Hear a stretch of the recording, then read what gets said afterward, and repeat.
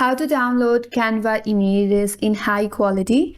Hi everyone, this is Kate and welcome back to another video. And on today's video, we will learn how we can download Canva images in high quality. So without further delay, let's get started with this video. So first of all, head towards the canva.com and make sure that you're logged into your account. After that, from your recent design, you can select any one of the design or image that you would like to download, or you can create a new one as well. So for now, I will just head towards one of my project right here. Now, if you want to download the image in high quality, head towards the share button at the top right and click on it. And here, click on download option. Here under file tab, you can choose JPG. And if you have the Pro subscriptions in Canva, with the help of the slider, you can manage the quality.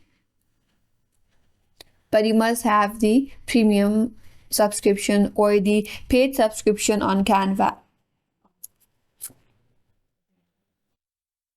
After that, you can click on download button, and that's the way to download high quality images on Canva. And that's all for today's video. Hope this video was helpful, and if you're new to our channel, consider subscribing. Thank you for watching and stay tuned for more videos.